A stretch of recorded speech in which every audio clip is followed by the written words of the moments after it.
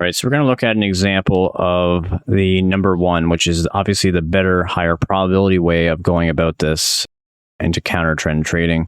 So we'll say that we initiated, we told ourselves we want to wait for number one. We're not waiting for number two or three. We want to play a higher probability kind of game today. And we've seen structure, it's clearly going down. Structure went up, making a lower high. Structure made a lower low on the 4 hour, made that lower high in the 4 hour, ultimately making that lower low.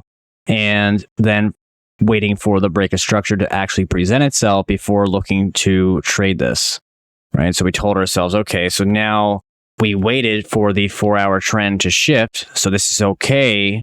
We're going to watch to see what happens from the internal standpoint of things. Like, what about the structure from here to here to here to here to here?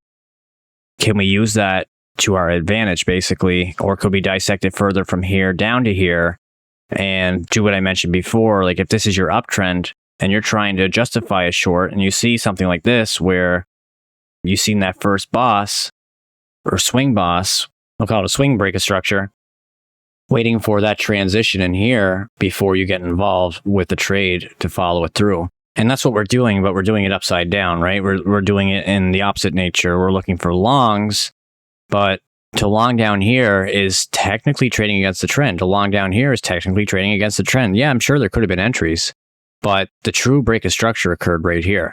So we played the safer approach and we're waiting to see how we can get into this trade. Let's go down to 15. So what do we know about how structure works? We know if this is our 4 hour break of structure, then this entire area would be our demand range.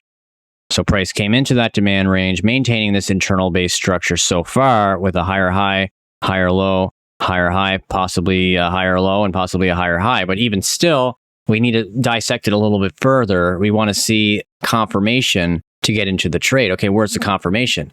So essentially what we're waiting for is this. We're waiting for this to show its hand. So let's dissect it down.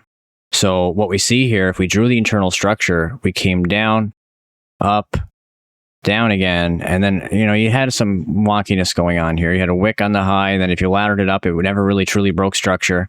So I'm not interested in that. I'm going to start from the top of this guy right here and work my way down, knowing that if I had to drew every single trend line over here, then you ladder from here, from here over to here was just a ladder effect. And then obviously from the next one over to here, same thing. If you laddered it up, then playing it the safer way, playing your structure the safer way for the break, you truly never broke structure here. I think it's important in this example because we are actually using 4 hour structure. We're not just using, we're trying to get into a 4 hour base play. We're not just trying to get into like a lower time frame base play. And we're basing it on, hey, I want to make sure this demand range here is going to work because technically speaking, look what this wick did. It left inefficient price action in that candle. So if you went with your fair value gap using the rules that I taught you guys, then you would see that this is a fair value gap. And if that fair value gap had been entirely filled, then okay, maybe we could have looked at this differently. We could have said, okay, was this an actual structure break? Was it a proper structure break? Yeah, okay, great.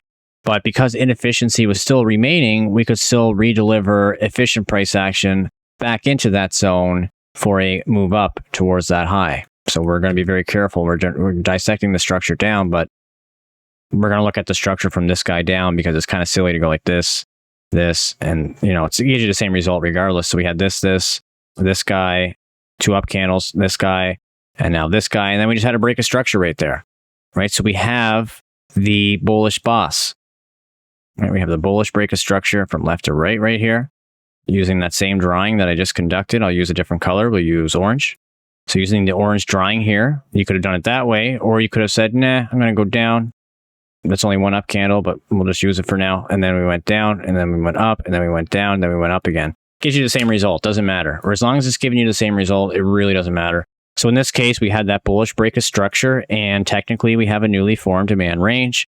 Price is already mitigating the demand range. So guess what? There we go. We have our confirmation. Now, what did price come into? Well, it came into this refinement or this refined area of demand, this order block with imbalance. And that just so happens to be the lowest order block with imbalance remaining in the previous zone that we had here, previous demand range.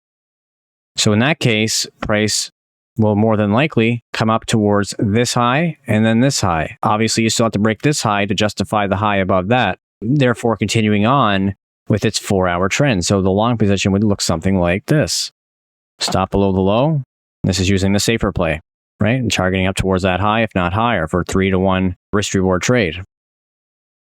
Let's see how this progresses. So ultimately, obviously, you can see I was not quick enough, but you wouldn't sell it here. But you hit the target beautifully so, and price went on its merry way.